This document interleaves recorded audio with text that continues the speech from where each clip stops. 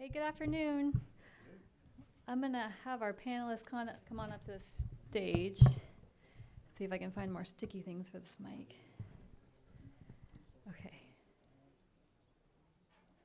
All right, good afternoon. Thanks for all of your flexibility and a little bit of a shifting room and shifting time for lunch. Hopefully you all got your fill. My name is Lauren Reese, and together with my colleagues in the Environmental Change and Security Program, the Maternal Health Initiative, and the Africa Program here at the Wilson Center, it's my privilege to welcome you to today's event, educational entertainment, promoting health and social change through pop culture. For those of you joining us for the first time, I'll give you a quick word about where you're sitting.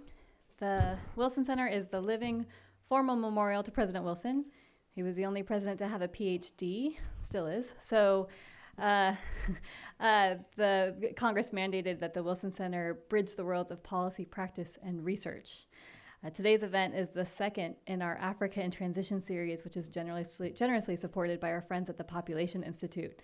The goal of the series is to help identify and elevate the steps that country leaders and the international development community can take to ensure a prosperous, healthy, and stable future for sub-Saharan Africa. In the first event of the series, one of our speakers, Parfait Alundu and Yege, stated the following: African countries are not in the middle of one transition, they are in the midst of several transitions. All of these transitions are an opportunity for prosperity, an opportunity for growth, an opportunity to build human capital. So we're not going to change the name of the series, but Professor Nyege was absolutely right, and I think it's a point that bears repeating as we set the stage for today's discussion. In that first event, speakers focused on the role of education and employment in helping African countries realize the demographic dividend, and they did so with thoughtful recognition of the diversity of experience across the continent. Today's speakers are going to talk about how innovative media campaigns, in particular television and radio dramas, can be leveraged to inspire healthier behaviors and positive social change. I'm going to go ahead and turn the reins over to Megan Parker, who will be moderating today's discussion. Megan is the executive director of the Society of Environmental Journalists, and I'm sure that many of you know her from her many years here as a senior writer and editor and partnerships director with the Environmental Change and Security Program. We're thrilled to have her back at the Wilson Center to lead today's discussion. Thank you. Thank you, Lauren, and thank you to all of you for coming out. It's so tremendous to see so much interest in this program. As Lauren mentioned, I'm currently head of the Society of Environmental Journalists, which I was a member of for many years, and is an important organization supporting environmental journalism and environmental journalists in the U.S. and around the world. But before that, for 15 wonderful years, I was here with Lauren and others at the Wilson Center. So I'm very honored to be invited back. I'm especially pleased because this event is based on a concept that I had pitched probably for about the last 7 years, and we had never gotten buy-in traction to have this event. So kudos to Lauren and her team and to the Population Institute for bringing this idea to fruition. Why did it take so long? And I thought about that a lot. I think it might have something to do with the fact that popular culture, particularly serial dramas, are not seen as serious. And, this is a serious foreign policy think tank, and soap operas, which are, also considered feminine in many ways, aren't seen as serious. But soft power, as we all know, is one of our most powerful foreign policy tools. And I am looking forward to hearing from our experts today about the impact and effectiveness of this particular form of soft power. Throughout my career, I've worked on conveying information to the public, whether starting in corporate communications, doing policy and science communications here at the center, documentary filmmaking, and journalism. But I've never worked in fictional storytelling. And it's arguably, and I look forward to arguing about this, one of the most effective when it comes to changing individual behaviors and cultural norms. So I'm really excited to welcome and introduce you to our three experts today who will show us about the power of pop culture to change population health, which is particularly important today as it is the day before World Population Day. So I'm going to briefly introduce the panelists. You all have their bios, so I won't go into detail. Then we'll hear from each of them. Then Bill is going to show us a short video, which will be really fun to be able to see what we're talking about in action. And then we'll open it up to your questions. So please be thinking about your questions. Make sure they're questions, not speeches, so that everyone has a chance to ask their questions. We're going to start today with Bill Ryerson, who is the founder and president of Population Media Center, which works to improve the health and well-being of people worldwide through entertainment, education. And I'm very pleased to see Bill here today because he has been one of my co-conspirators for many years in terms of bringing this panel to fruition.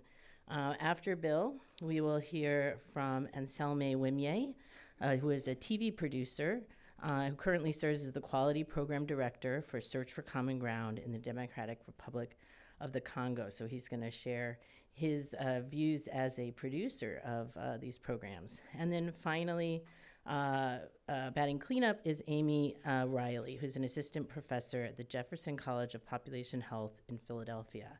And she's going to share some of her research on showing the impact and metrics of this approach. So, Bill?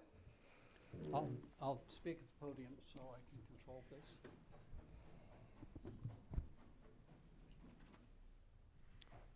Good afternoon, everyone. By the way, if you're just coming in, I see people standing. There are seats down in the front.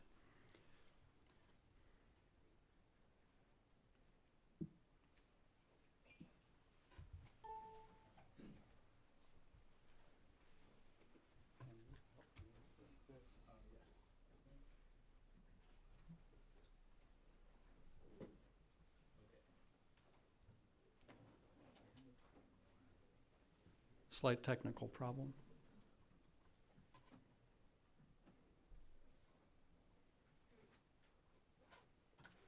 Is it working? Okay. It's just this button on, right? All right. Like Megan, when I first heard about soap operas used for social change, I thought it was sort of laughable. I first heard about the work of Miguel Sabido, whose picture is on the screen, taken a couple of decades ago. He's now in his 80s, who was at the time in 1968 producing a family planning telenovela on Televisa, Mexico's largest commercial network. And a colleague from the Population Institute, where I was at the time, David Poindexter, who was running the communication center, came back from a trip to Mexico and reported on this telenovela that was modeling family planning use, and we all laughed. And then we saw the data. This show was accompanied by a 33% increase in clinic attendance, a 23% increase in the sale of contraceptives in pharmacies, and 3,000 people, mostly women, signed up as volunteer promoters of family planning after Sabido modeled advocacy from characters like Marta and Jesus, who had discovered the benefits of family planning, to characters who had not, and then ran a toll-free number people could call to sign up as volunteer promoters. So his methodology, referred to as the Sabido Methodology, with modifications for the way media has changed in the intervening decades, particularly social media, is what inspires the work of Population Media Center. And we've used this strategy since I started the organization 21 years ago, now in 51 countries, and we've reached about 500 million viewers or listeners with such programs. We've used the word soap opera, but technically, when one thinks of soap opera in the US, they think of endless daytime melodramas. And these are more in the telenovela model. So they are novels, beginning, middle, and an end, planned for roughly 150 to 300 episodes. And obviously, sometimes the decisions on how many are made along the way. But the strategy is to tell a story. And in Sabido's methodology, there are, like all melodrama, positive and negative characters. Melodrama is really defined as the battle of good versus evil. And they're also middle-of-the-road characters who are designed to represent segments of the audience. And they gradually evolve into positive role models for the audience. So that's sort of the one-sentence description of the methodology. They do so very slowly. And one of the reasons to do 150 or 200 episodes is that people don't change their own views overnight. And we do know from the work of Stanford psychologist Albert Bandura that people do identify with role models, and they are hugely influenced by role models that they have an emotional bond with. So it takes time to form an emotional bond with a fictional character, as it does with anyone. But once those bonds are formed, these characters can have more influence by far than the Minister of Health in any country. We've gotten letters from people saying, I've named my baby after this character. And when we're getting those letters, we know that character is going to have huge influence when they start to evolve. So the bonding is very important, and the gradual evolution when you're dealing with such radical ideas as sending your daughter to school rather than selling her into marriage at 15, these ideas take time for people to accommodate to. They don't happen overnight. PSAs are totally ineffective when you're dealing with ingrained behaviors like female genital mutilation, violence against women, lack of girls' education, child marriage, etc. So doing this over time with very baby step evolution of the characters is important to avoid creating backlash. Because we're doing soap operas or telenovelas or radio novellas, we want the audience to tune in for every episode. So suspense is a key tool for getting the audience to tune into the next episode. So there are cliffhangers all the way through. Does anybody here know the history of the word cliffhanger? Well, it was the perils of Pauline in the 1930s. She was thrown over a cliff by her angry boyfriend, and the Saturday matinees people went to, there she's hanging from the cliff in the Palisades across the Hudson River from New York, and they say, come back next week to find out if Pauline survives. So that's where it started. So these are research-based. That is, how do we know what the audience is likely to be thinking and doing? We do extensive qualitative and quantitative formative research. And these research products are used in creating character settings and storylines. And they're also very important for measuring effects. And we create characters in each setting who hold positive, negative, or ambivalent views with regard to each issue we're addressing. And we do multi-issue programs because they're, in many ways, far more interesting and less obvious than a single-issue program.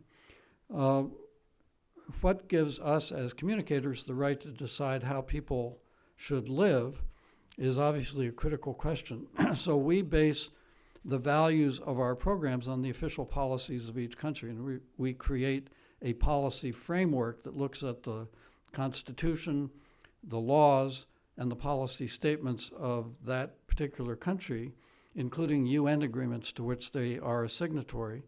And then we exclude any policies that counter UN agreements or human rights accords.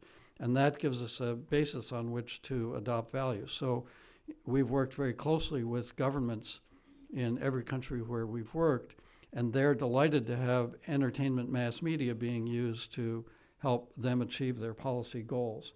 And I mentioned the positive, negative, and transitional characters. The negative characters are designed to be truly awful. They still are the reason people tune in, as we probably all know from our own consumption of entertainment media, but we don't want people to fall into the trap of imitating the negative characters. So we make them really bad.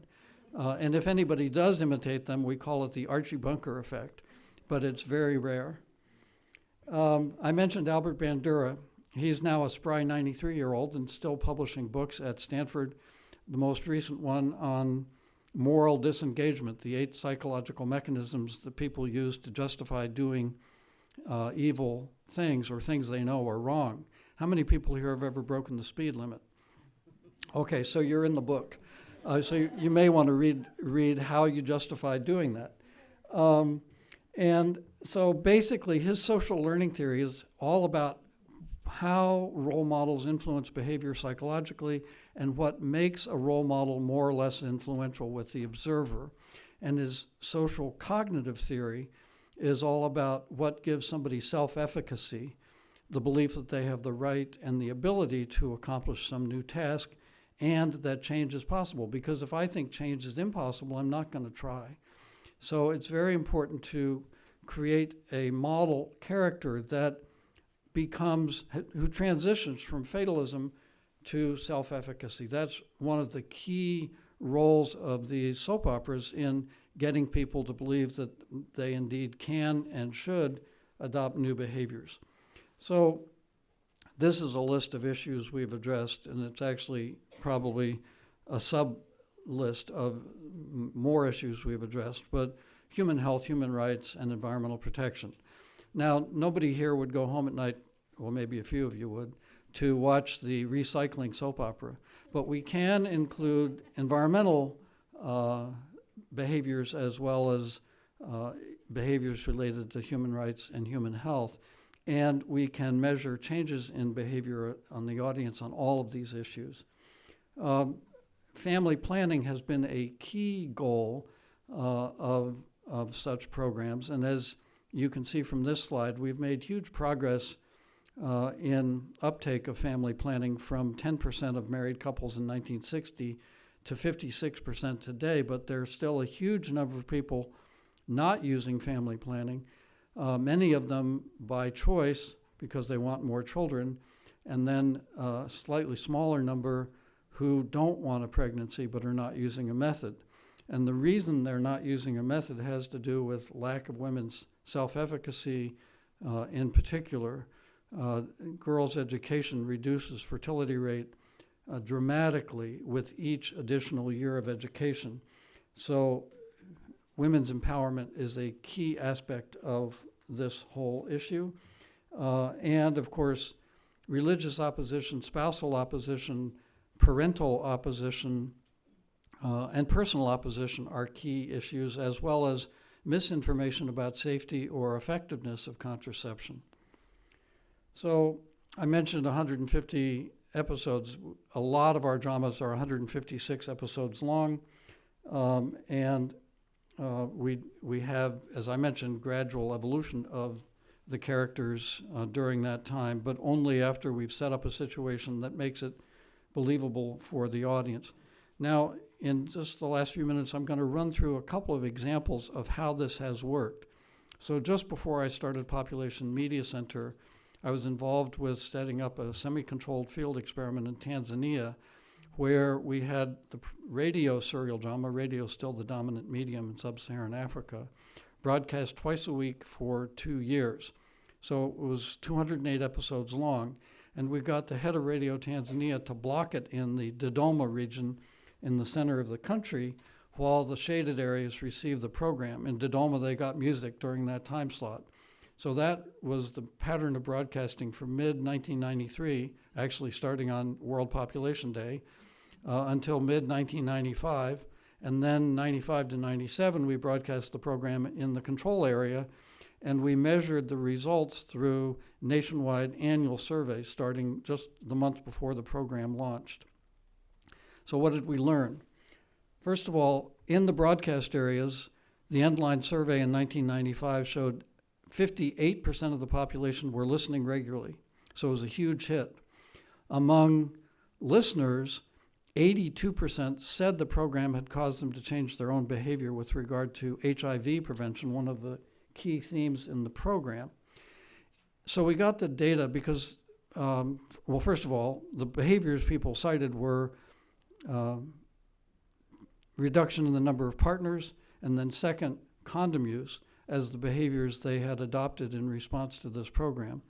So there's no way to verify either of those, but we got the data for condom distribution, which is done in response to demand from the National AIDS Control Program of the government.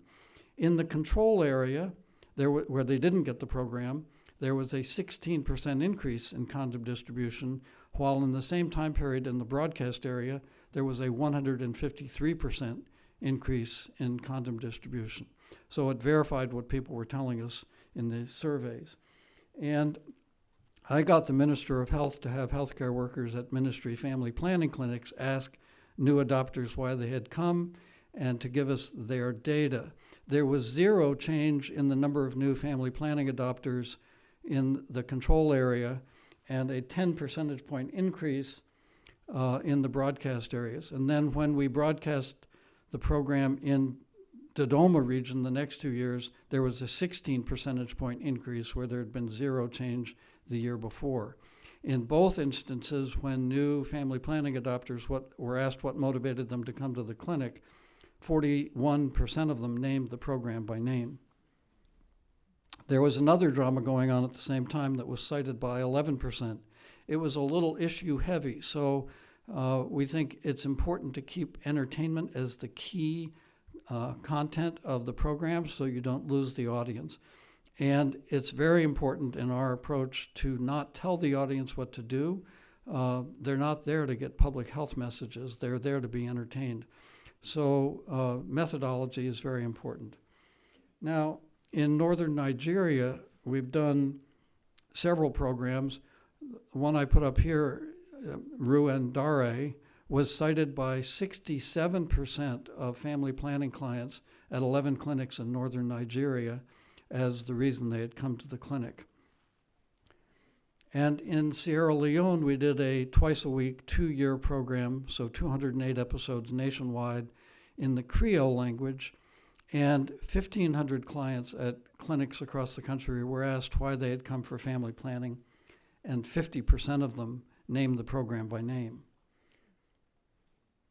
So we've addressed child marriage most recently in Nepal, where our listeners were reporting intervening to stop a child from being married at more than twice the rate of non-listeners. In Senegal, after running controls to factor out income, education, and place of residence, a listener was 6 times as likely as a non-listener to believe a woman should be at least 18 to be married. And in Nigeria, listeners were twice as likely as non-listeners to believe a woman should be at least 19 to be married. We're going to play a clip from East Los High at the end of the panel discussion, but this is a program we did in Hollywood addressing teen pregnancy among American Hispanics, and it became the longest running program in the history of the network Hulu, and was quite impactful on behavior. Thank you very much. Thank you very much, Bill. Thank you. That's it's so impressive to hear those evidence of impact, and those rates are quite stunning. 50% increases, 2 times the rates. Those are really impressive. I have got a lot of questions, but I'm going to hold them so that we can hear from Anselme, and then I'll ask a few of the whole panel. Thank you. So Anselme?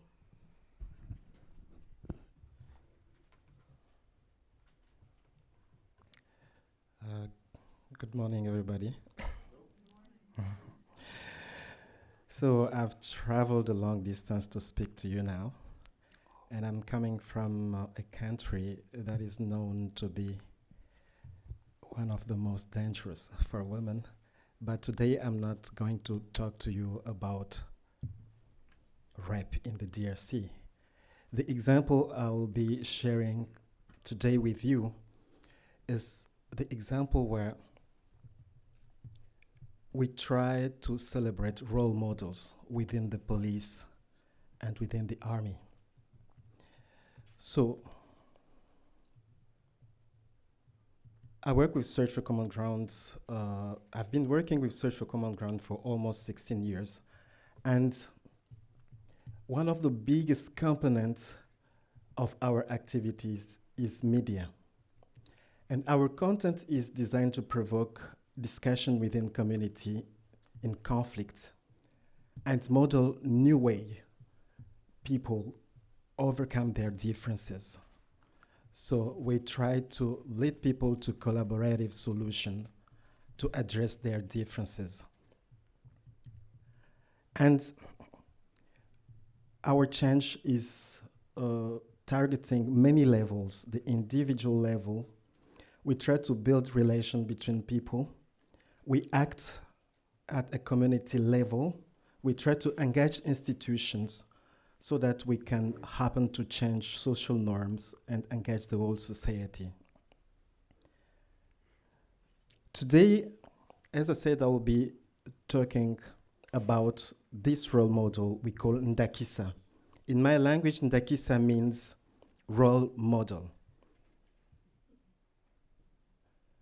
So, this is a TV series we have started to produce in 2015. And for us, it's a way to dream of a new police in the DRC that can protect people. But developing this TV series, we didn't close our eyes to the reality we are living now. So there are still corrupt cops within the unit. So, and, oh, sorry. The story is about a former combatant who continues to serve his country by becoming a senior police officer. He hasn't been paid for months. There are corrupt cops in his units, and much of the population fear or distrust him, or both. He believed deeply that only good services from the police will help him make people trust again. We co-produced this in collaboration with the police, the national police, and with the army. And the show is used to inspire the new police and foster dialogue between police and locals to improve their relationship. This may look crazy for the DRC, but we did it. So why did we choose drama? The first speaker said a lot about that, and I will not come back to much of that. But I would simply add that we believe that drama touches people emotionally, and emotions are, for me, what gives us a kind of fuel to lead people to action. So change is not only at the knowledge level, but we need to lead people to action. And drama helps us, as I said, to shift social norm. And by social norm, on my side, I mean all behaviors that are accepted and expected from us. And in this area about security reform sector, in the DRC, people used to agree that there's nothing to wait from the police, there's nothing to wait from the army. But working with these people revealed me a different aspects of those people. There are real heroes among them. And this series is to show that side of the police. Our hero, Elombe, he's actually a musician, an R&B musician, but who is now trying to find his way in movie as an actor. And he comes firstly from a police academy. He will be embodying the dream of the new police. So he's the good example, has said the first speaker. And his main goal is to ensure a proper functioning of the police station in accordance with the current reform sector. And he wants to gain people's trust. And the bad cop, the negative one, is Mabele. So this one is a frustrated old policeman who never had the opportunity to rise through the ranks. With a rather chaotic family life, Mabele did not know how to take care of his children and ended in neighborhood gangs. So those kind of policemen exist in the DRC, and people who have been in Kinshasa know about places where cops live, so their children are more in these kinds of gangs. So, but we made him a little hilarious so that we could address sensitive issues through him. This setup allows us to pitch almost all situations a normal cop in the DRC are facing with related challenges and make what kind of relation this generates with the population. So with the two, we were able to build stories around, I would say, all common situation policemen are living with the population. So how do we reach our audience? So TV production is very expensive, and for this start, we only made 12 episodes, but we found that radio was cheaper, and the same concept was adapted for radio in a soap opera we call Lobi Mokolo Esika, Tomorrow is a New Day. And the recent research from Target shows that radio is still coming on top in terms of audience in the DRC. And the area where we implemented this project are North Kivu, Maniema, South Kivu, although the show has been produced in Kinshasa. And if we evaluate according to the population in this area and the percentage of radio listeners and TV viewers, we can see that we could reach about 8 million of people through radio broadcast and 6 million through TV broadcast. But this is not sufficient. So when we want to provoke change in the community, it's not sufficient to have them just listen, to have just them see. So as I said at the beginning, we engage at an individual level, but also at a community level. So we added in some outreach activities that is participatory theater. So the themes we were addressing in the radio drama and the TV drama were also used by our comedian live within the communities.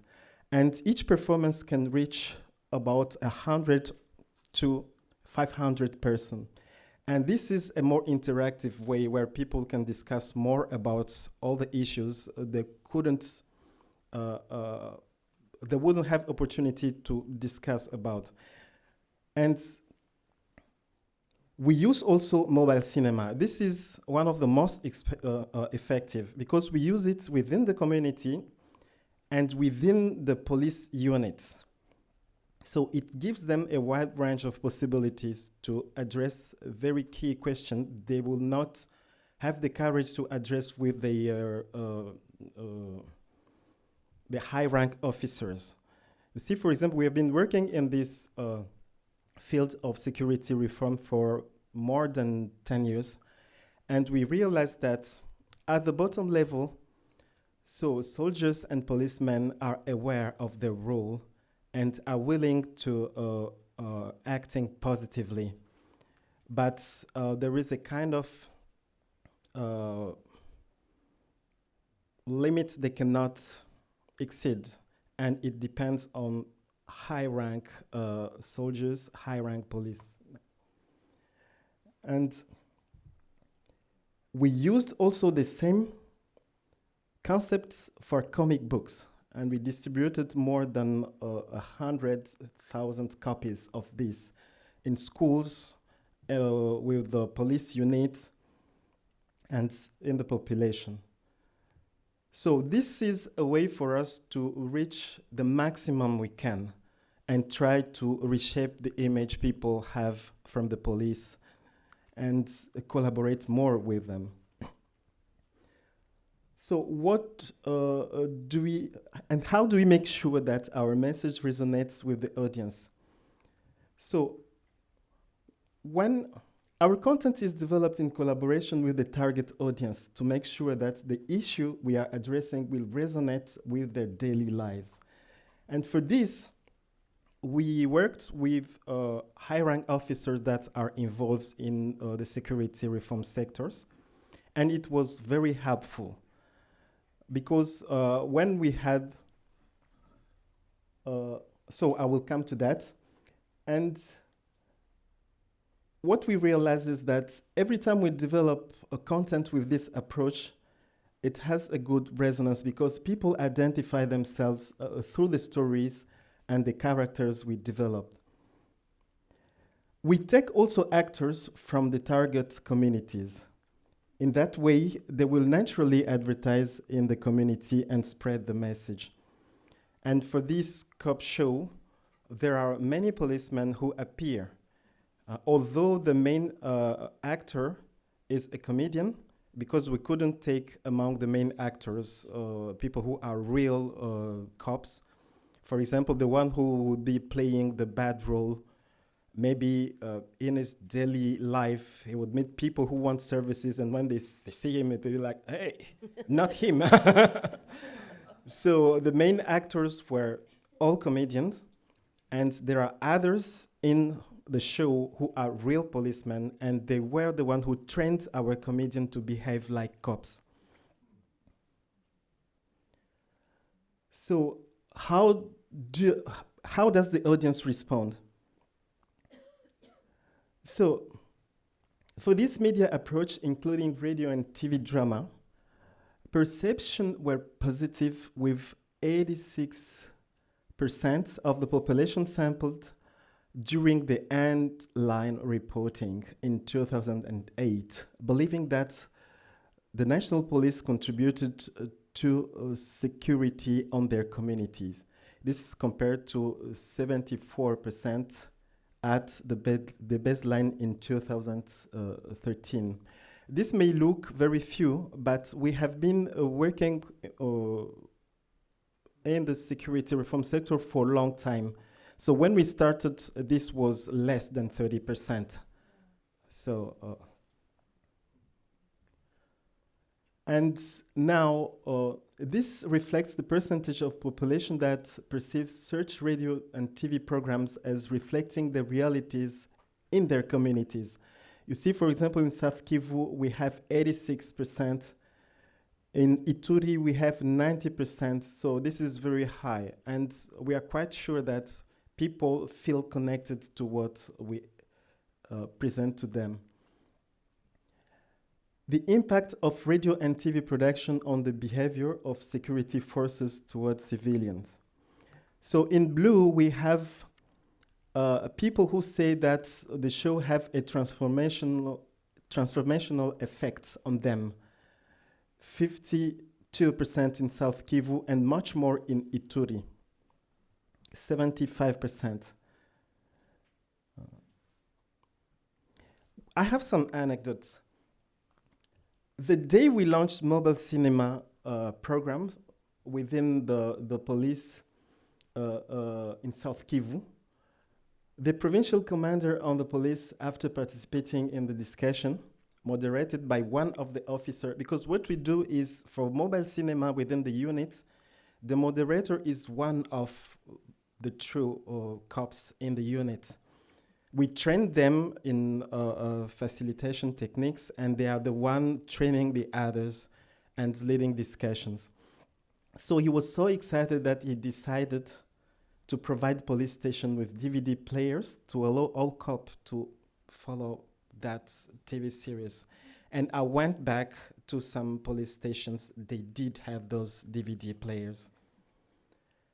And it was clear for us that all cops were very excited because this was the first time they could have at least one cop presented in a positive role. So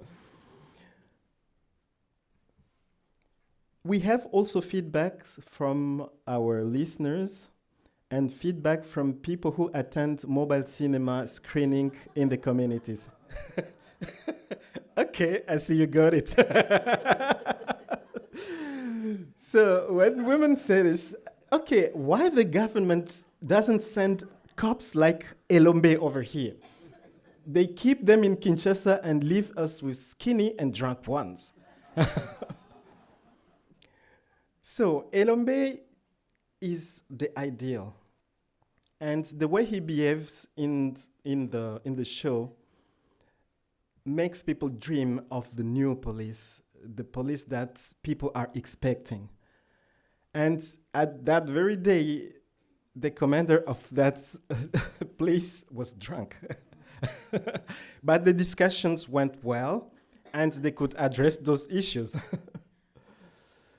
Okay, so we wanted to project a role model of good cop, and it worked. Some good cops are being called now Elombe within their units. So this meets what the first speaker just said.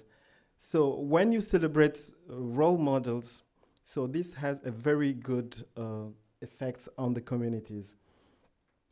So I would like to show an entire episode, but we don't have time for that. Just to see how the hilarious one and the dark side of the police behaves, and our Elombe, how it behaves. If we can just dim the light. Nous descendons d'urgence sur terrain.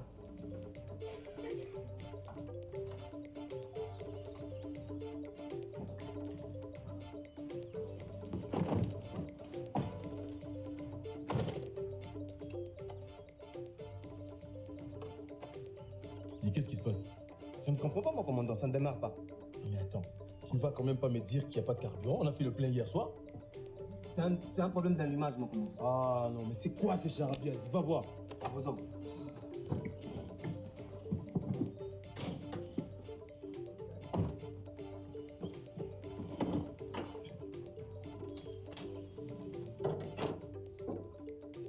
Mon commandant, Oui. il n'y a pas de batterie. Pas possible. Comment ça, il n'y a pas de truc? Il n'y a pas, mon commandant. C'est toi qui conduis, comment tu ne sais pas que pas de truc? Je ne comprends pas, mon commandant.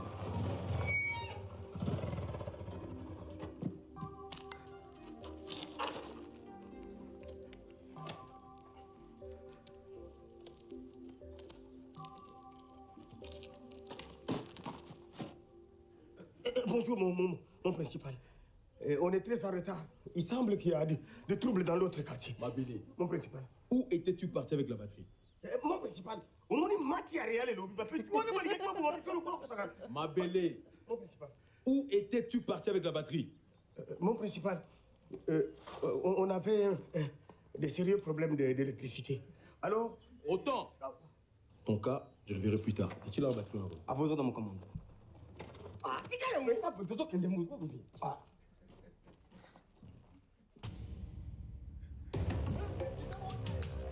Au crépuscule d'un ciel ensanglanté, j'ai perdu ma mère et ma sœur, ma raison de vivre.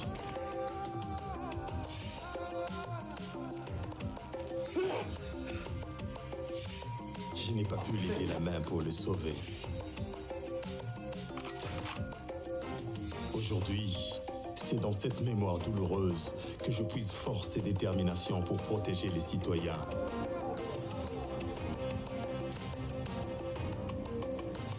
Je sais, au fond de moi, que seul un service bien rendu me permettra de reconquérir leur confiance et leur collaboration.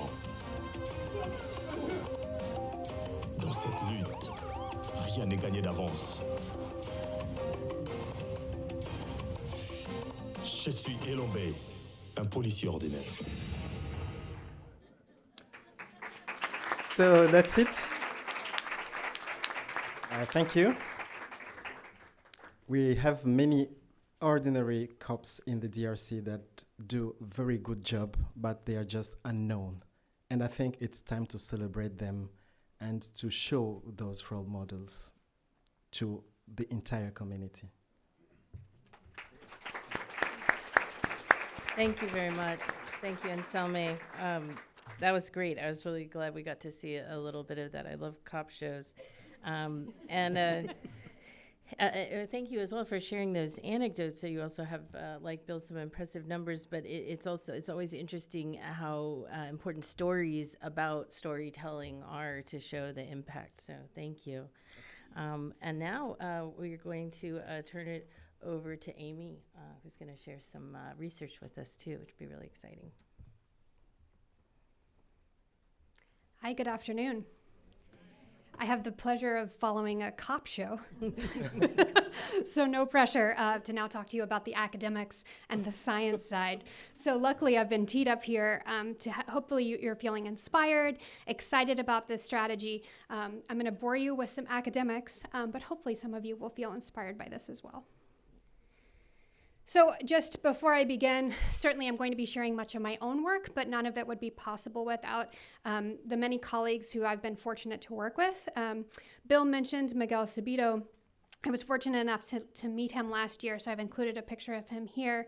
But my mentors especially, I did my doctorate at Drexel and my postdoc right here in DC at American University. Population Media Center is currently funding a project that I'm working on. And those who have come before me.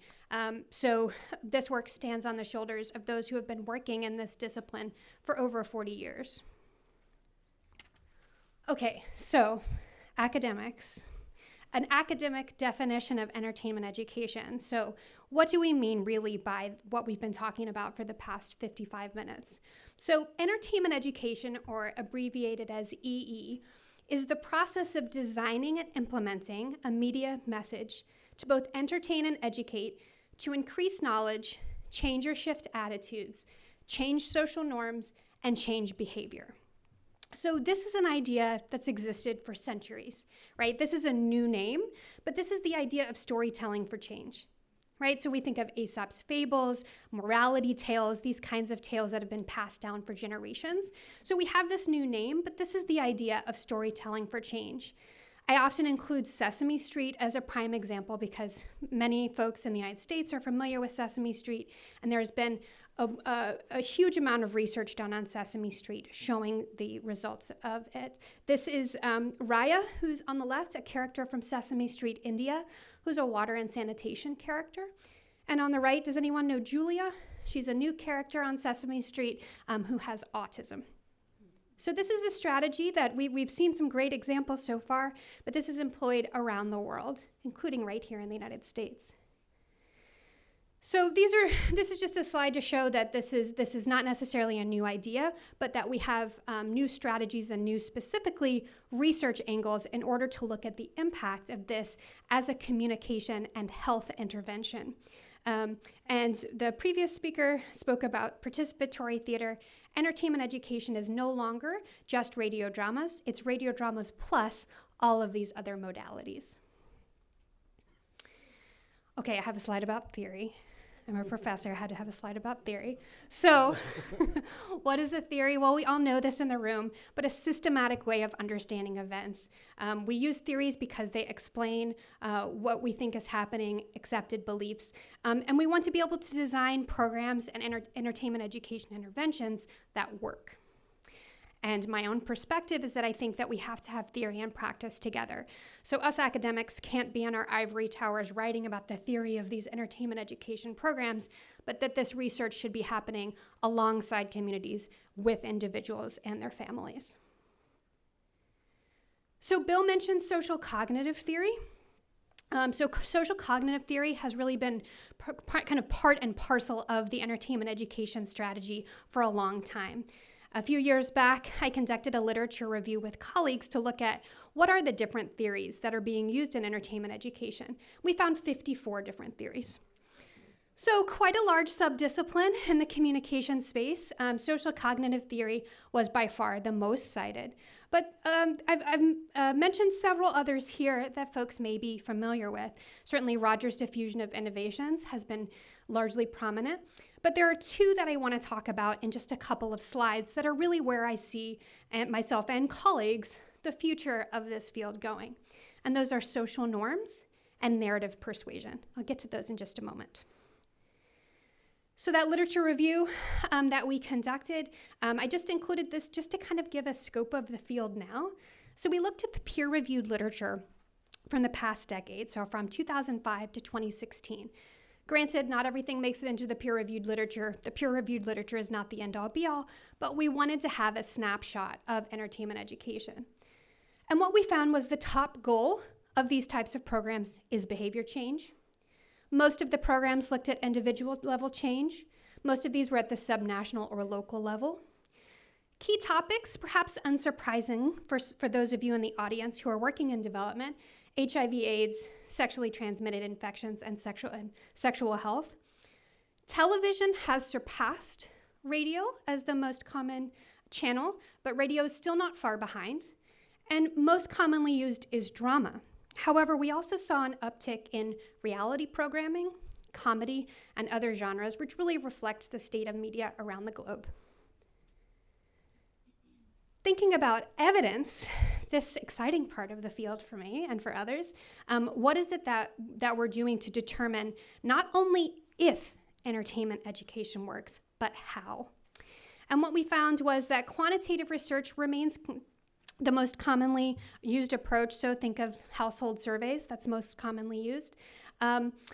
Most of these are post-only designs. So for those who have taken evaluation or who work in monitoring and evaluation, we know some of the limitations of that, right? Cross-section, post-only.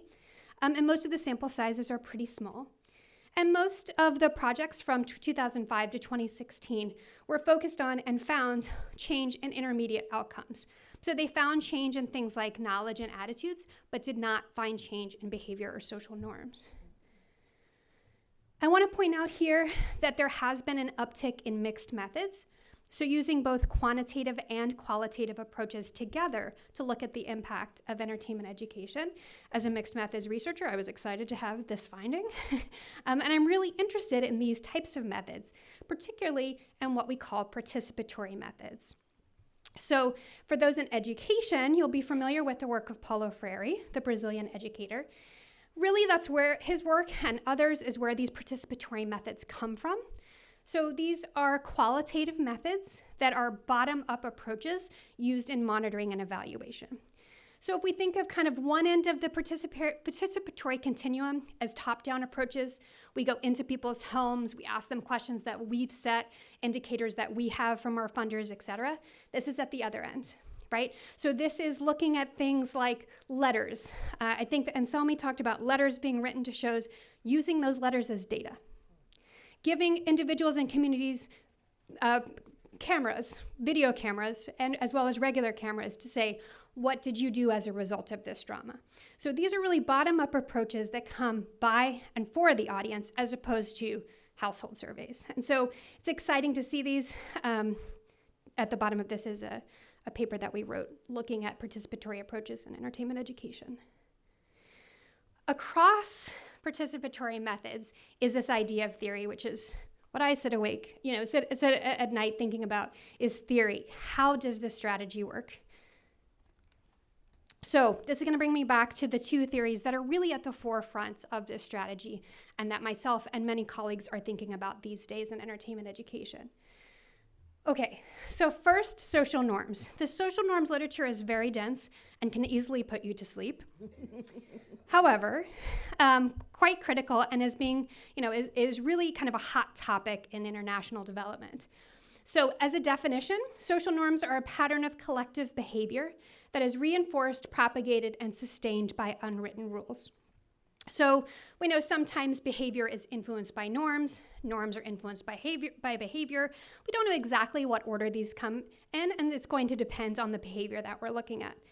Sometimes these happen without conscious thought.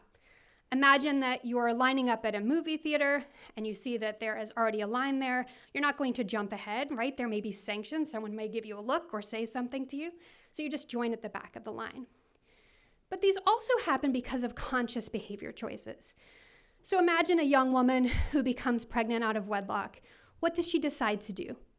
Does she talk to her mother? Does she talk to her father about this? Does she decide to terminate the pregnancy? Those are all conscious choices, but she's thinking about those in her social network to determine her behavior. The idea of social norms and entertainment education is really not a new idea. When we looked at that academic definition, social norms was in there and has been in there for a long time.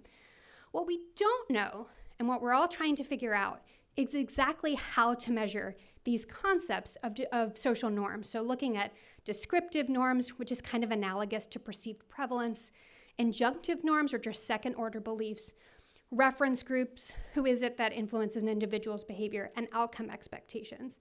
So I'm really interested in this idea of measurement. For those of you who work in monitoring and evaluation, you know what I'm talking about. What are the questions that we want to ask? How do we know if social norms are actually changing? So here's one example from our project I was lucky to work on at the very end of this project. This was a television program that was on in India. It began in 2008.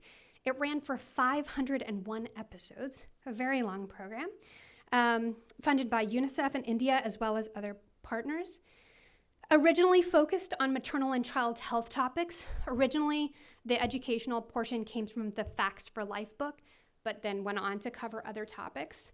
And there was a large quantitative evaluation of 27,000 respondents at 3 points in time. So very large, well-designed evaluation. And what I helped to look at here was specifically the role of and a change in social norms.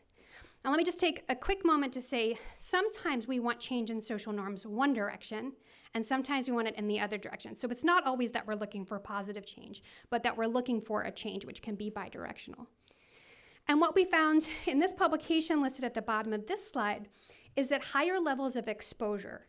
So not only do you ever watch this program, can you name some of the characters? What happened in this episode? Those kinds of things. We created a large variable as our dependent variable and looked at the direct effect of exposure and change in social norms. And we found that there was a positive and significant change. However, this change was most prominent in super users. So what I mean by that are women specifically who were watching the program every day, who were changing their schedules, who didn't just have the TV on in the background while they were watching, but who were like, I'm watching this show right now, do not bother me. These are my favorite characters. And so this really created this idea in my head of, so there's something really here about storytelling. And so what can we pull? How can I pull from the work of colleagues in communication to show what is it about storytelling and those who are most affected by storytelling that can help to explain how this specific communication strategy works to engender change? Which leads me to my second theory, narrative persuasion. So narrative persuasion comes from the field of communication, and it considers the persuasive role of storytelling. So exactly what we've been talking about so far. So character identification, we have a construct called that in communication, emotions, these kinds of ideas we can quantify and we can measure. So, and this idea of being engaged in the story is much different than listening to a PSA or being preached to. So the idea here, the hypothesis is that entertainment education as a strategy, there's something specific about storytelling that leads to change. However, narrative persuasion, if you look at the literature, these are typically scales that are developed, at a large Midwestern university, something like that. And with the populations that I'm fortunate to work with, don't match large Midwestern university. So we don't know if these scales work or not. So this is a project that I worked on in Mozambique called Ouro Negro, or Black Gold. This was funded by many partners, and it was a radio drama that began in 2015. Again, main topics were maternal and child health, also HIV, child protection, and water and sanitation. Again, large evaluation. This was a pre-post where we had both surveys, quantitative, and focus groups with participatory methods in 5 provinces across Mozambique. And I had 2 research questions that I wanted to answer alongside my colleagues. First of all, what is the direct relationship between exposure and narrative persuasion? And then what is the relationship between exposure and social norms? Again, are folks watching these programs, listening to these programs, reading these comic books, and social norms are changing, or is it behavior change first? Kind of what comes first, social norms or behavior change? And what we found was first positive. Exposure predicted narrative persuasion in multivariate analysis. So this meant the more characters you could name, the more plot questions you could answer, etc., the more likely that you were engaged in the drama, that you had higher numbers on the narrative transportation scale. Overall, this wasn't a surprising finding, right? If you're making time to listen to this program, you know who the characters are, you know what's going on. What was really interesting was the second finding, and that was that exposure did not predict social norms. So for a long time, we've talked about these kinds of programs, entertainment education, as changing social norms. That's what we say that we're doing. So the question is, was the program not on long enough to change norms? Because we know from the India project, that was 501 episodes over many years. Or are we just not measuring norms right?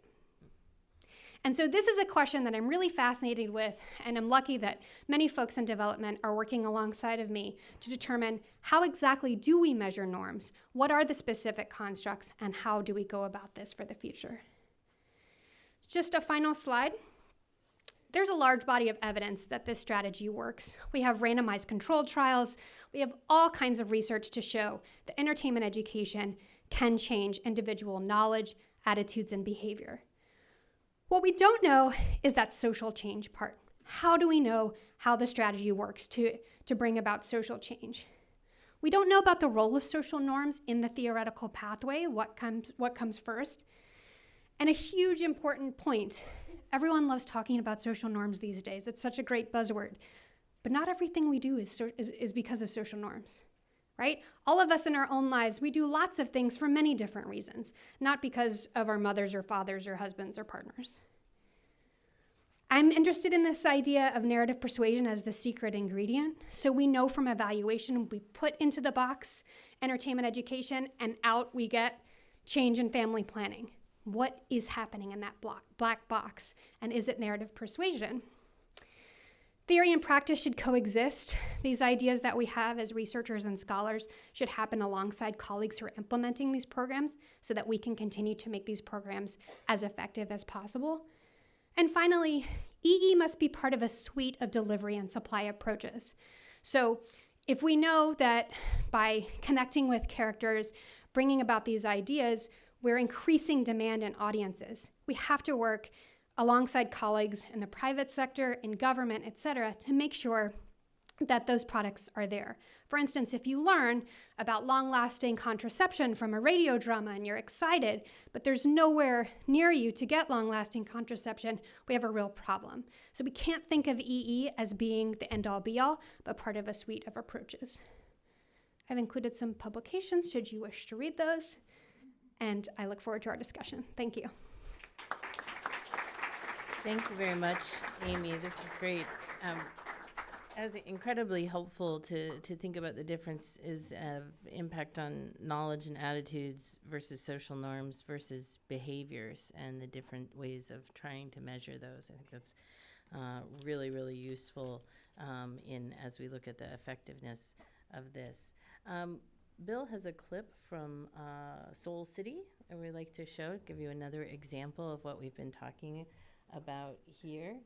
I misspoke earlier when I said we were going to show a clip from East Los High. I'd forgotten we set up Soul City, which also dealt with domestic violence. Soul City, founded by Garth Jaffet in Johannesburg.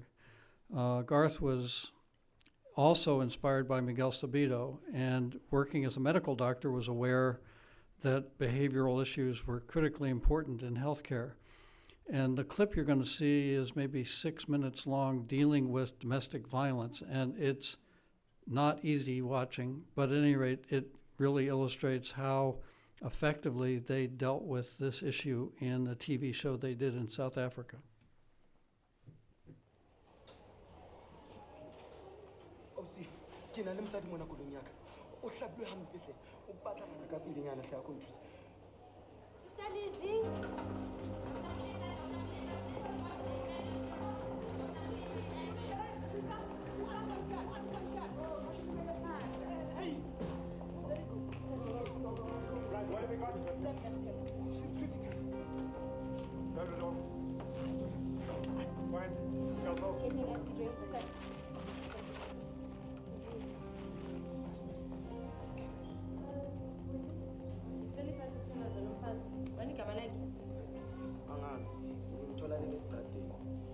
Usa muthu. Ngivele ngangifaka imoto ngezana. Atushawe ngoyakhe.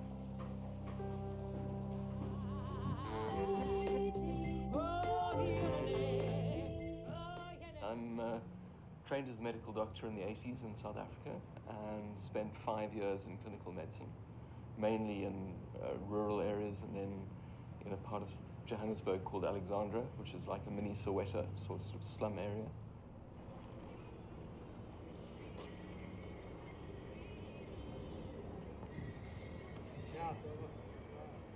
So a lot of what I was seeing was preventable. A key example was diarrhea in children, seeing 2 to 3 kids die a week from something that was completely preventable, namely sort of dehydration. And that got me starting to think about how to reach people in a way that would be not just with information, but in a way that would really resonate with their life circumstances. And that's when I started to think about popular communication and, thinking more and more about how to reach people using story, really.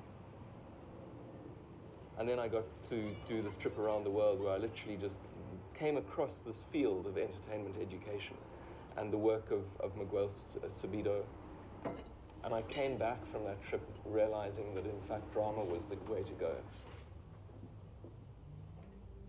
But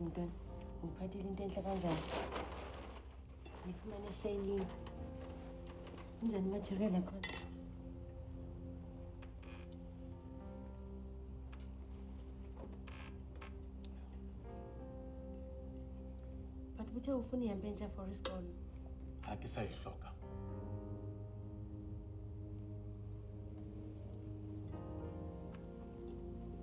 Kodwa imali yami lethabanga.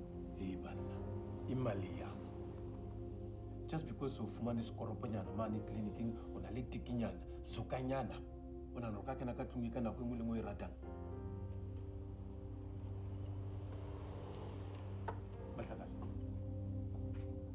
Matlakala. I'm talking to you, man. Hey, well, Matlakala. I am talking to you. Tembi, get all your homework. I'm still talking to your mother.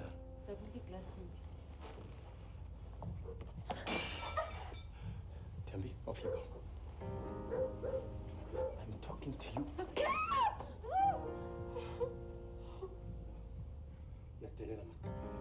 When I'm gone, you're cheeky, you don't show me any respect.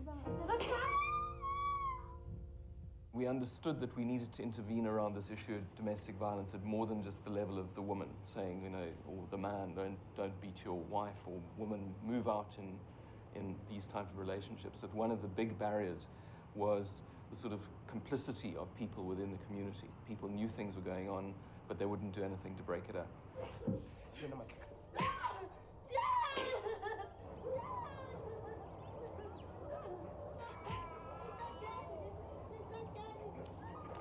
What's that, man? Come on, check it out. Puss. I call. It's about. 1 minute, Martha. You promised me that something in bed, man. Tabang Jacob. Tabang. You will. We are shy. Let's go to Benzi Lucas Manchel. One more lie. Puss.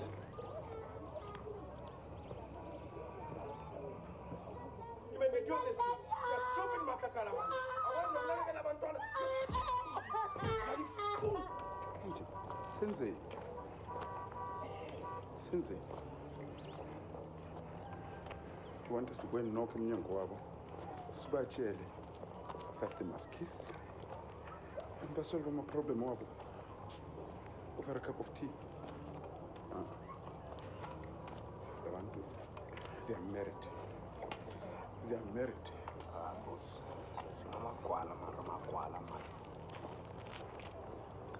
People are afraid. They don't want to get involved. And it was at that point that my colleagues uncovered work from South America where this concept of beating pots and pans as a way of breaking up domestic situations without physically getting involved yourself. Tabang Jake. Please, ngicela ukuthi ubuyele endlini. Tabang Jake. Ngicela ukuthi ungangishiya wena. Tabang Jake.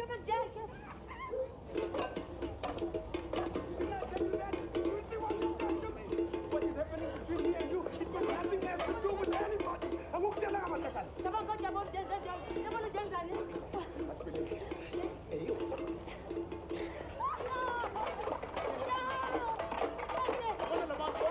they know what it is.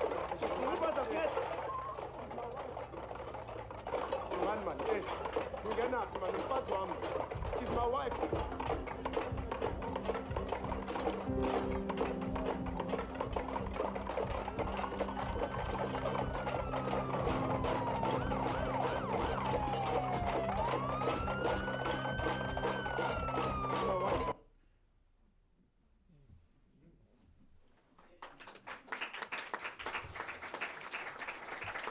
Thank you, Bill. What he said in the clip that followed in this video. Oh, it hasn't stopped, but we can cut it here. He said within a few months of showing this scene, reports were in newspapers all over the country of people beating on pots and pans to stop domestic violence. And yeah, so people picked up that message. And when we dealt with domestic violence in season 2 of East Los High, it was the most popular program on that network during that year. So it's obviously, from a public health standpoint, it's perhaps the most common public health issue affecting about 1/3 of women worldwide. So it's critically important to find ways people can intervene to stop it. Thank you, Bill. That's a really important reminder. Certainly, those of us here in the U.S. are familiar with the impact that popular television has had on our own views of domestic violence over the years. And certainly a number of shows I can think of on the Lifetime channel that spring to mind have really made I think a difference in that. So it's great to see, especially addressing the bystander effect, and the complicity is quite dramatic. As I said, I have a lot of questions, but I want to hear from you all. My colleagues will have microphones. Please remember to state your name and your affiliation, and we're going to have a lot of questions, so keep it brief. Right there.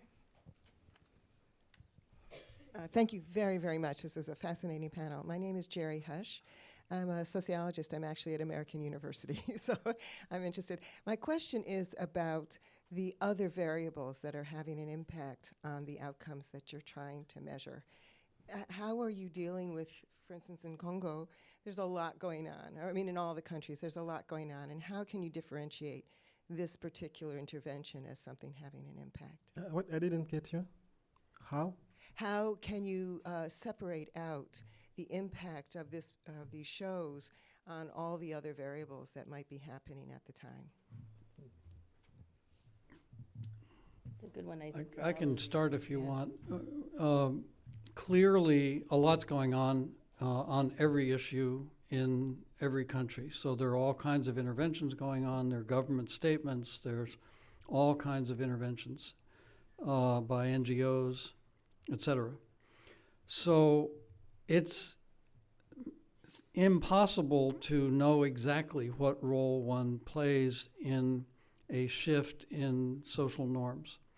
However, what we've done with clinic interviews, asking people just an open-ended question, what factor, if you can identify a primary factor that caused you to come, what was it?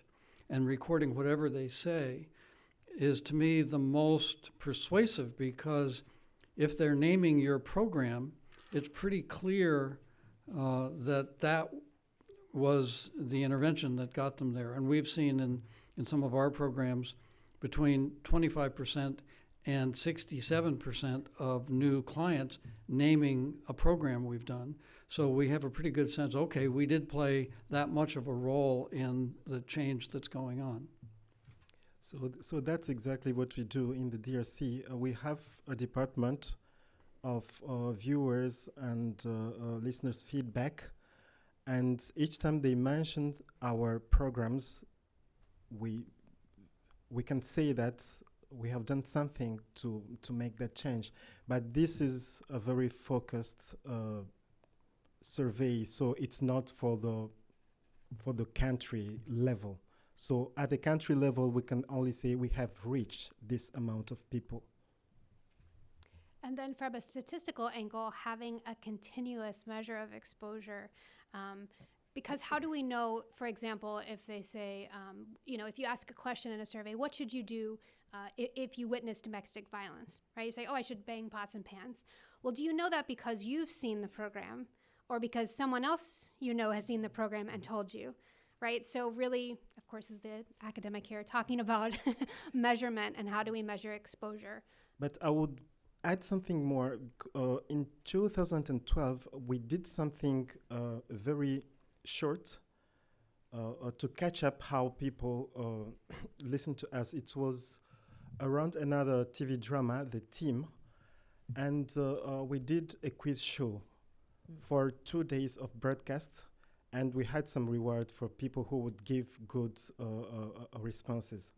And we had about 1,600 viewers who participated via SMS.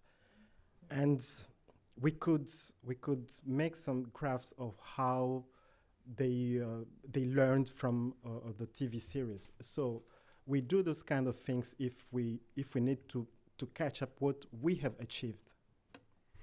If I might give one other answer, the qualitative information one can gather is also quite persuasive, even though it's not quantitative. So in Ethiopia, we've gotten 40,000 letters by post, not to mention text messages from listeners. And one of those letters said, "Thank you so much for dealing with the issue of marriage by abduction. Our own daughter was abducted on her way to school at age 14 and ended up married as a result, and we have been afraid to send the 12-year-old girls to school for fear the same thing would happen to them. When you address this issue through the character Wubalam, our entire village, most of whom were listening, came together and we agreed to enforce the law against marriage by abduction, and now it's safe for our 12-year-old girls to go to school." So that, when you're getting tens of thousands of letters with that kind of information, you're seeing how these programs are influencing people, even though you may not know, okay, what percentage of people who stopped the practice of marriage by abduction did so because of this program. Over here in the yellow. Thank you very much. Very interesting program. I'd like to ask a question. How would you differentiate educational entertainment from the phenomena of propaganda? Is one just a positive term, one's a negative term, or are they qualitative different in some way? Can you give your name, please? Yes, I'm Leon Weintraub. I'm a retired member of the U.S. Foreign Service. Thank you. It's a good question, so I'd love to hear from all of you. And I think the way I would look at propaganda is that it is trying to narrow people's blinders to a specific set of behaviors.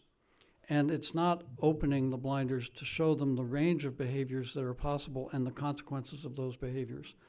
It's also telling people what to do. So it's very much against a human rights approach to education. Whereas, and most health messaging is propaganda. Use a bed net, don't do this, it's telling people what to do.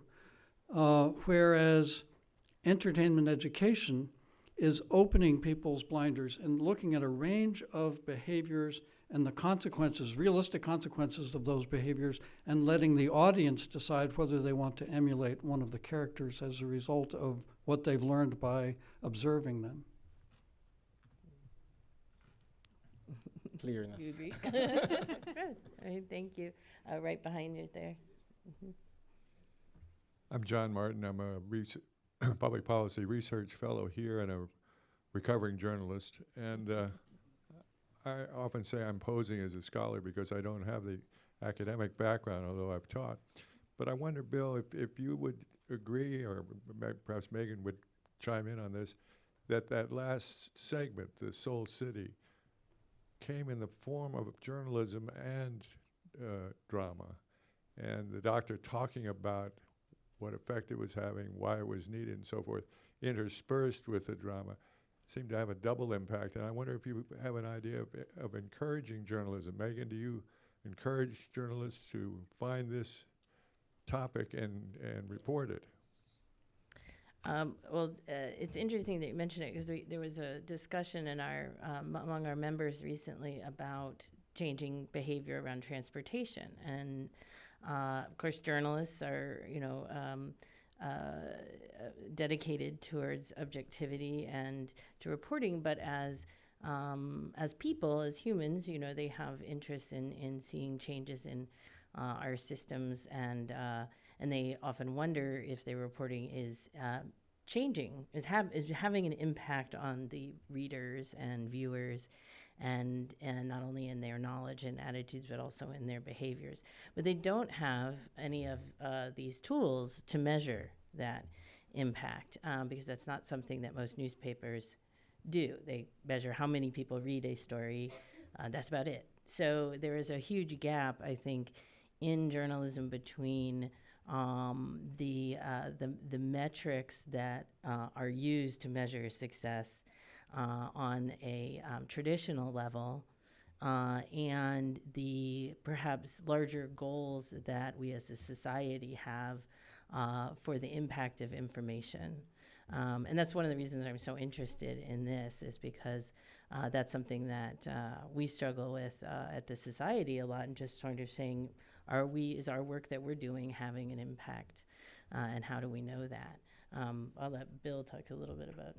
We did a consultation for UNDP in Swaziland, and a large part of it had to do with how to improve news reporting on television.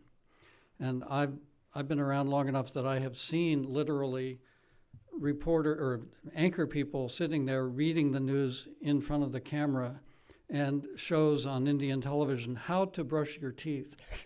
And there's no audience for such a thing. We've seen the exact opposite in this country, with some news media becoming entertainment channels, and that also is a problem. So maintaining a balance is important, but clearly what we saw in this documentary was moving and captured the audience in a way that just giving intellectual information about the fact that Soul City had dealt with domestic violence and it had an impact would not have helped people understand. So incorporating emotional content into the news is a highly effective way to get the audience to relate to it. More questions. Over here. Bob, there you go. Hi, thanks, Megan. Bob Engelman, I'm a senior fellow with the Population Institute. Two quick questions about two media not mentioned, and also an application that I'd be curious about. One is, I didn't hear any mention of film in terms of feature film, when one thinks about the potentially or arguably pernicious influence of Hollywood and Bollywood on violence, on sort of shoot 'em up stories. But then there is some positive issues, positive application through biopics of worthy people and things of that kind. Is this being applied to film, or is there an application at the national level in Africa or elsewhere to think about feature film and the potential of film, possibly documentary, to change behavior? I didn't hear anything about video games. Video games are something that particularly young boys are spending enormous amount of time with, and there are a lot of questions about its impact on how young boys behave, and certainly in relation to violence, including mass violence.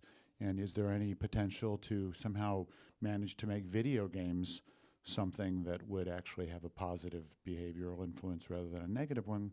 And then finally, the application of entertainment education, in fact, in schools. Is there a potential to use this? Could one make, or has anyone made, videos or audio programs that specifically are designed to be used in comprehensive sexuality education? Thank you. Thanks. Amy, you want to start with the... Sure. So I'm very happy that you brought up this idea of nonfiction or documentary storytelling. So yes, so if we think of the Sabido methodology as kind of the framework, that has changed, and certainly depending on where you are on the globe. So we do have these types of programs in the United States. Sometimes they're called entertainment education, like East Los High. And sometimes here in the States, you'll hear the term social impact entertainment programming. So there was actually a big report on social impact entertainment programming that came out earlier this year out of Hollywood, looking at film particularly. So one thing to keep in mind is kind of the terminology used around this. There are all kinds of other terms that you'll hear: communication for development, social and behavior change, communication. All of these kind of are this whole umbrella, and maybe we don't need so many terms, but in the US it's going to be under a slightly different heading, and certainly you will find nonfiction storytelling. And there is a small but growing body of evidence looking at these same indicators and same mediators in social impact entertainment. A couple of comments. One is participant media is really known for doing both fiction and nonfiction films for social change. The methodological difficulty is if you're trying to take somebody through a transition in their thinking and behavior, you only have them for maybe 2 hours. So, but it certainly can have an effect. And the opposite is also true. Albert Bandura has been involved in some of the several hundred studies of the effects of violent films and TV programming on behavior. And it's very clear that negative role modeling has a very serious impact on those who lack offsetting positive parental role models. And we've seen this with school shooters and other people who are imitating something they've seen on television who think that's a good idea. So it's very clear that film has an impact on behavior and can be used, but it's a totally different strategy. Video games, I agree. In this country, adolescent boys are spending more time in front of video games than they are in front of television. We've done one video game, not an easy thing to do because of the cost involved in doing something that competes with the marketplace, but with UNFPA support, we produced a game called Breakaway, 13-episode soccer-themed game aimed at boys age 8 to 14. And the entertainment value of scoring goals and defending goals on the computer is what draws boys to play it. It's been played in about 137 countries. It was launched at the World Cup in South Africa, and it's now being used in places like Honduras and Hebron as a teaching tool because embedded in the game are narrative episodes dealing with violence against girls. And in fact, the decisions the players make with regard to girls on the soccer team determines how well they do in the game.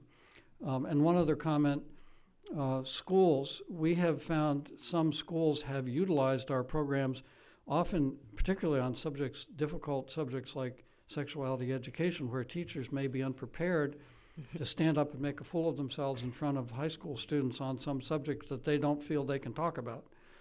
Having something that is captivating and presents the information in an accurate way is useful. So we did a program dealing with teen pregnancy issues and violence in Jamaica, and the Minister of Education made copies of every episode and provided them to every school in the country so they could utilize those as a teaching device.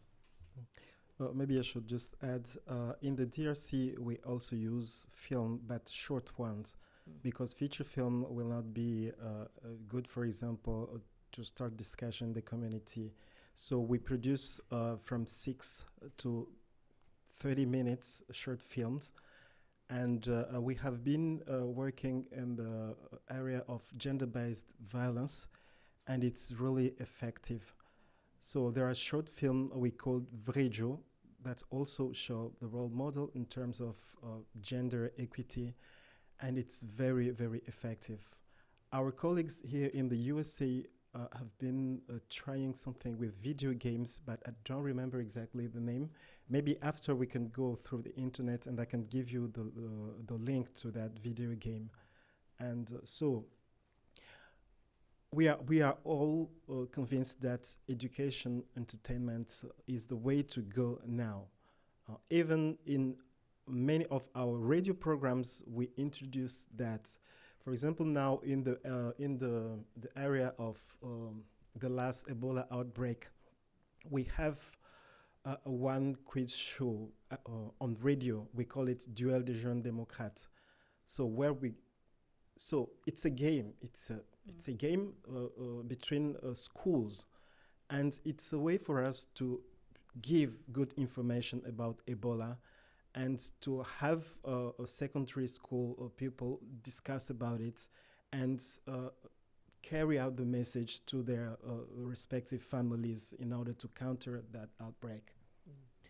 The Wilson Center has long had a serious games initiative that has focused mainly in the past on policy issues, balancing the budget or other things, but I know has recently been collaborating with my former colleagues at ECSP and the China Environment Forum on some environmentally themed games, including real, whatever you call games that aren't video games now. I don't know, regular games, the old kind of games, but in turn, board games, thank you.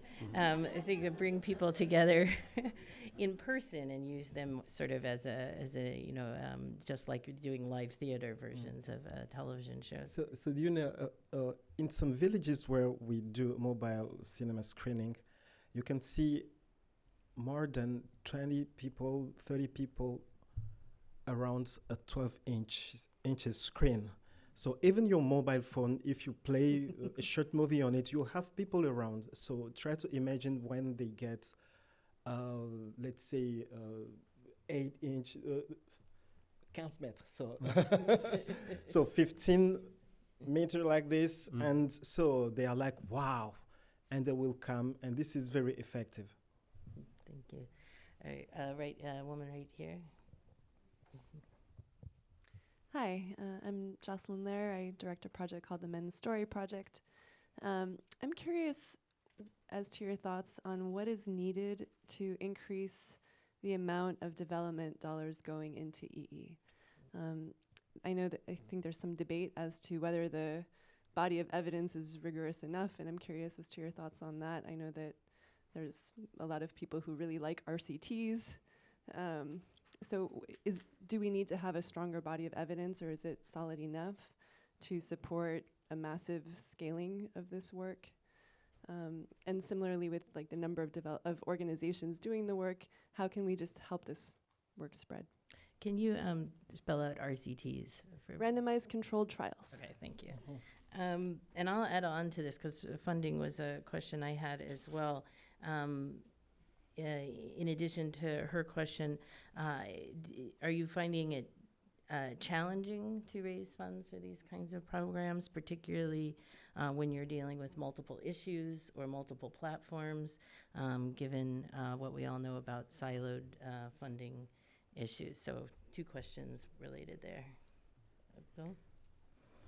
RCTs, I think, would be useful, but there's the type 2 error where you actually have an effect but can't measure it because you've changed behavior by 10% and you don't have a big enough sample size to measure that.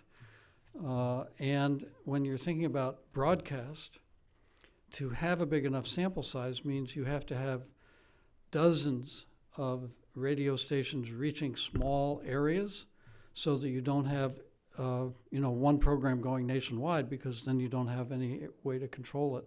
So in a country that has a huge number of community radio stations like Mali, it would certainly be possible to do a randomized control trial, and we've actually designed such an approach. But the research is expensive, and by randomly controlling and preventing the broadcast of the program in a large number of stations, you're spending a large amount of money to reach a much smaller population. So, in fact, the donors who are convinced of the effectiveness, and that certainly you've heard some of the huge amount of evidence that exists that this approach is effective, have resisted spending the money on an RCT, but I do think it would be a good idea to do so. However, we've done, as I mentioned with the Tanzanian program, a semi-controlled experiment, and it showed dramatic effects.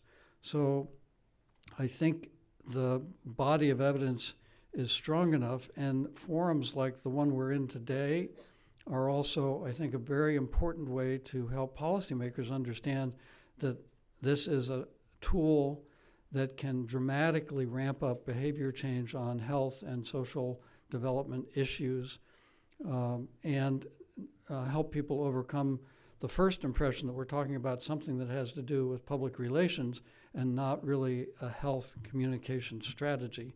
So, but I do think an RCT would be worth doing just to demonstrate how effective such a program can be. So the literature review that I mentioned as part of my presentation, we did see an uptick in randomized controlled trials as of late, but I couldn't agree more with Bill. Our RCTs are very expensive and are hard in the communication space. So you often see randomized controlled trials, a professor doing it at a university hears one group who's watching this video and who didn't see this video, or a non-narrative film, this kind of thing, which are useful for developing theory, but in practice are much more difficult when you're talking about turning off radio stations, or in new and digital media, turning off phones, turning off televisions. That becomes quite challenging. From my perspective, I do think we have a strong body of evidence. There are several hundred studies on entertainment education demonstrating the impact of this strategy. I think what we really need is the buy-in from funders to say this does work, and what are the questions that we continue to want to answer? Is it more topics in programs? What are the newer topics? That kind of thing. But certainly, to answer your question, there is a strong body of literature behind this strategy. To Megan's question, we've actually found that multi-issue programs make it easier to raise money, because while the cost per behavior change of this strategy, which we've measured, so for example, a 208 episode program across northern Nigeria was cited by family planning users, as I mentioned, 67% as the motivation to seek services, and we calculated the costs of the writing, acting, production, and primetime air purchase across northern Nigeria, plus all the research costs divided by the number of people who adopted family planning and attributed it to the program, came out to 30 cents. So very cost effective, but the program itself was over $1 million. I think that particular one was $1.5 million. So some donors don't have that kind of money, so we can deal with child nutrition and child protection and get UNICEF on board and deal with family planning and get UN Population Fund on board. And it becomes a bit of a coordination act, but indeed it has brought in numerous donors for some programs where we're addressing issues that are core to them. And tell me, do you have any thoughts on funding? No. Oh, good. Okay. Hopefully that's a good sign. In the back, let's go all the way to the back row. My name is Honor Allen. I'm an intern with the Global Press Institute, and I have a question about the creation of the good character. So how do you determine the depth that that character can have? And in other words, like, how many bad choices can they make? And let's take one more right in front. There's a lady in front who had a question. Back there. Did you have a question too? Oh, yeah. Thank you. Thank you so much for all being here. This is really interesting. So I'm interested basically about the possibility for boomerang effects, because like with all manipulations, if they find out that they're being manipulated, the effect will disappear. So is it like super important that people don't find out that you're trying to make this effect occur? Because if they find out, then they'll no longer be manipulated in this way? Or is there any study on like the necessity for like no transparency with it or something like that? Can you say your name, please? Oh, sorry. I'm Melissa. I'm an intern with the Center for Water Security and Cooperation. Great, thank you. So bad choices and boomerang effects. With our methodology, the positive character does not make negative choices. They are angelic. And they are less inspirational to most of us than the transitional character who's just like us and who's making mistakes and being influenced by the negative character from time to time and getting the consequences. So we're identifying with them, not the angelic characters, but the angelic characters are the role models eventually for the transitional characters. And the transitional characters make lots of mistakes, and every time they do, they suffer.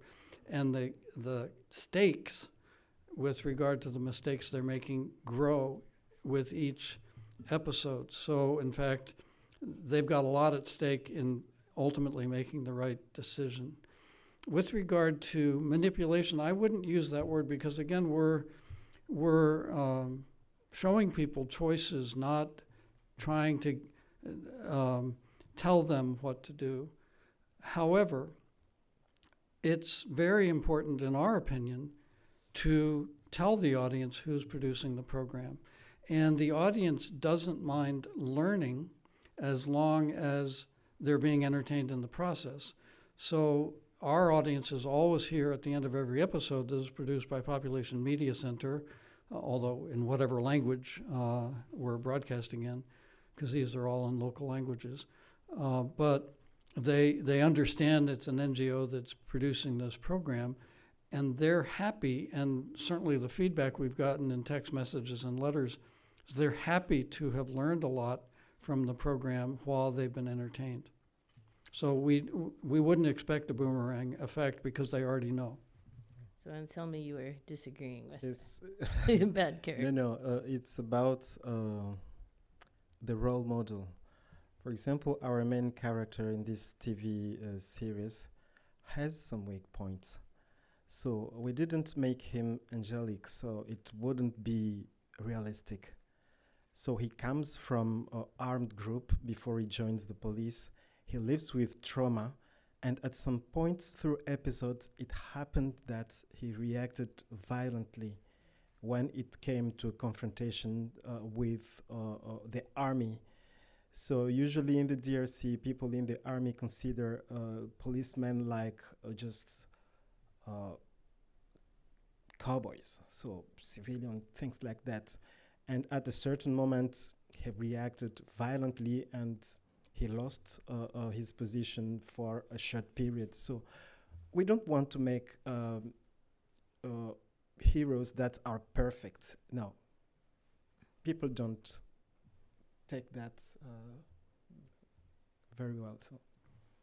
In many ways, I would say that is very similar to our transitional characters, not the positive characters in the way we do it. Okay. Amy? I want to address your point about transparency. So from the public health standpoint, we can use transparency to do what we call a call to action.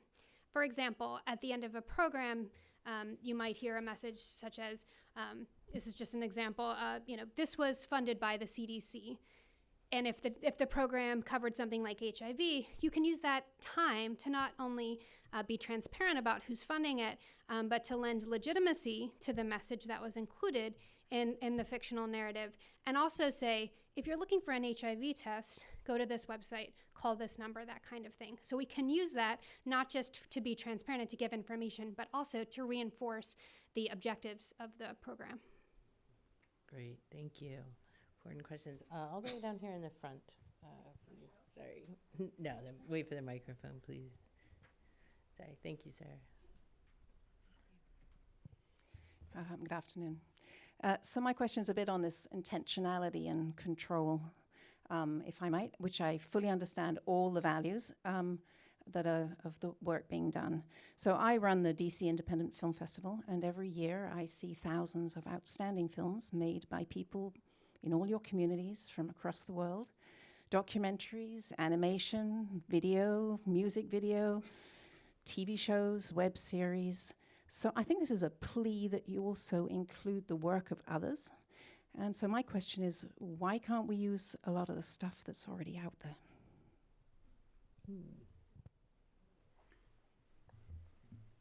Bill, you want to share that one? Eyeballs. So I get called about weekly by somebody who wants to make a documentary. And my first question always is, where is it going to be viewed? And the answer often is, well, once you give me the funding, then we're going to try to get it on PBS, where it may be, in my view, then viewed by 3 PhDs. So I'm not being critical of documentaries, and certainly we can see with documentaries like Al Gore's documentary on climate change that you can have an impact. But the critical strategic question with all media is how to get it in front of the largest audience, because as Amy said, and we've measured this in our programs, listenership or viewership is the precursor to impact. You can have the perfect program and have nobody consume it and not have an impact. So finding ways to use the existing material supposes one can get it on the air at a time when people can consume it and that they will consume it. And that's the biggest challenge. Amy, do you have any? I'll just add to that. This is a personal opinion that I don't want to be a researcher who says this is in and this is out. So I think that we have this amazing strategy, this communication strategy of entertainment education that has been built on, that is looking really different, I think, than Sabido ever imagined with new media, et cetera. But I don't think that we can be arbiters of what is entertainment, what isn't entertainment education. Plenty of people around the globe are making this type of media for individual and social change and have never heard the term entertainment education. So I think it's important to remember we can put these things into boxes and study them, but to look at the entire globe around us to say what else is making a change, how do we bring more people to the table? I hope that addresses your question somewhat. This is at an analogous issue in the world of journalism. You know, there's this pipeline problem has been exacerbated, of course, in the U.S. and other developed countries by the implosion of the media business in its traditional form. So one of the things that you'll see is people will say, well, climate change, for example, why am I not reading about it every day? Well, there are members of our organization who do literally write about climate change every day, but you're not reading those stories because it's not on CNN or CBS Nightly News or the big pipelines that reach millions of people. They're in niche outlets that have sprung up to publish these stories after traditional newspapers collapsed or struggling to survive for various reasons. So that issue of how to get information in front of people when you may not have access to the pipes, to the platforms, is a real one that goes, I think, way beyond all of us to be something that as a society we should be really looking at, who controls access to those pipelines. Let's see, right here, down in the plaid shirt.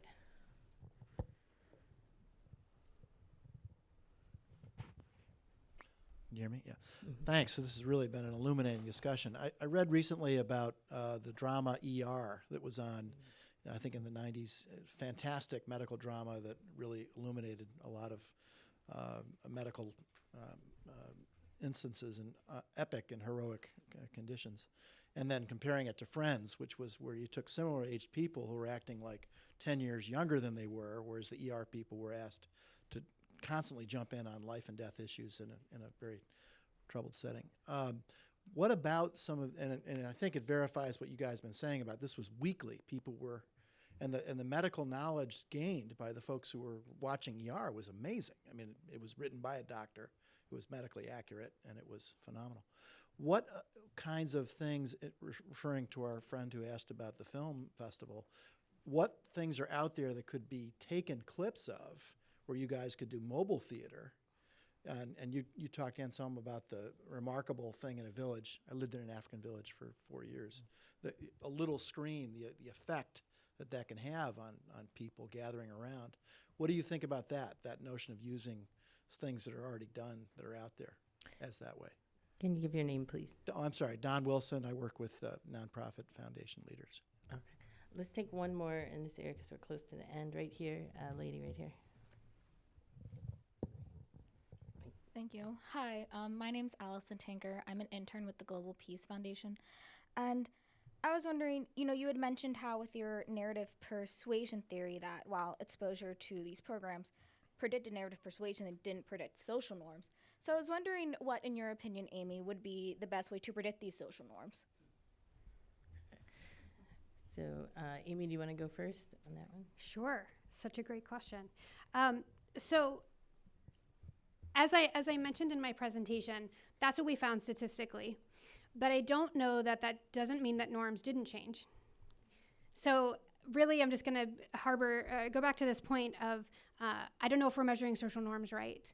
So I still hypothesize that there is change that is happening in social norms, but we just don't know. I mean, there are lots of people working on this, not just myself, but in the field of social norm science for how exactly do we measure those. So predicting. And I do just want to go to the gentleman's question about existing media. I would say to this, and I'm interested in my colleagues' thoughts, my question would be, if we're going to use something that was already developed, was it developed with individual and social change objectives? Because just if something has medical information or just because something is educational doesn't mean that it's entertaining, doesn't mean that it's going to impact change. So I guess my question would be, if that's a direction that the field is going and practitioners are interested in, making sure that that content is rooted still in the theories that we've talked about, the individual and social change objectives, that kind of thing, that it's not just random content. And Selmy? So maybe just to add, the broadcast strategy for us is to reach people we target where they are. Because you see, for example, in the DRC, the broadcasts, so the media landscape is quite different. We pay to TV station for them to air our programs. It's different from here. So when a TV station gets your product, it pays you. And in this context, there are many people out there who try to produce video content and can just find where to broadcast. And we as an NGO, we have some philanthropic supports, so we can pay for that. But finding people where they are is really the way we have to go now. And we have found that this is effective. So change is happening in the DRC with people at a community level, not necessarily people who lives in town who can have satellite dishes on their houses. That's not the place we will reach people who will drive change at a community level. So we'll keep doing mobile cinema with entertaining content as long as it will be necessary. Bill? Two comments, one on social norms. As Amy mentioned, the number of episodes is a critical question when you're trying to change social norms because it takes time to change behavior across a whole society. And important in changing social norms is changing perception of what is the norm. People will adopt behaviors, as we all see in the world of political correctness, based on what they perceive others think. Solomon Asch, a Harvard psychologist, studied conformism in the 1950s and published a fascinating paper in 1955 showing that a room full of subjects who were actually not subjects, but plants, each of whom gave the wrong answer to a question before the actual subject was called on, influenced that person to knowingly give the wrong answer because they had all given the wrong answer and he wanted to fit in with the crowd. So changing perception of what is normal is critical to changing the norm. And we have been able to measure in many of our programs that perceptions of are people in your village using family planning? Are people in your village taking steps to prevent HIV transmission?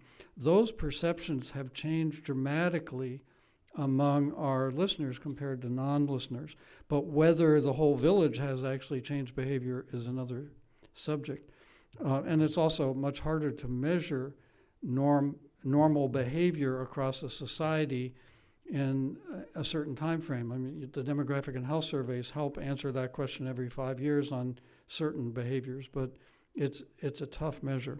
And then back to Don's point, ER was written by Zoanne Clack, one of the writers who worked in the emergency room in Los Angeles before going into helping to write that show. And she also serves as one of our advisors.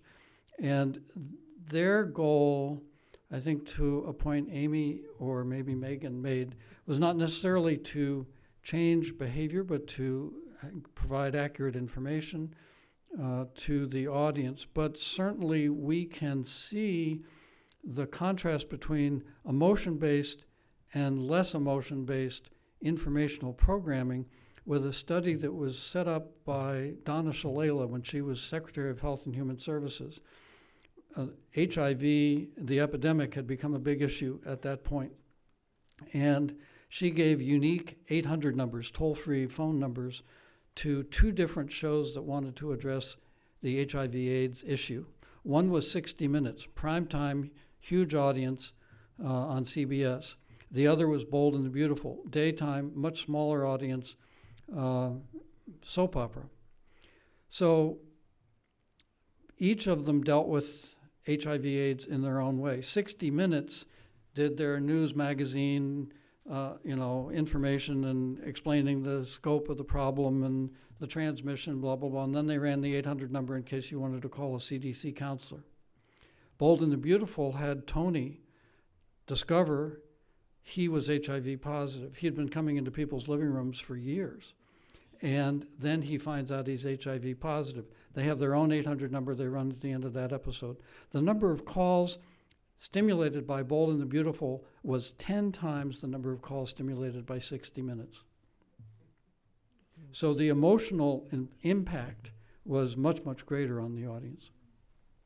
Well, thank you all for coming and for participating in this great conversation and for helping us to mark World Population Day by talking about popular culture.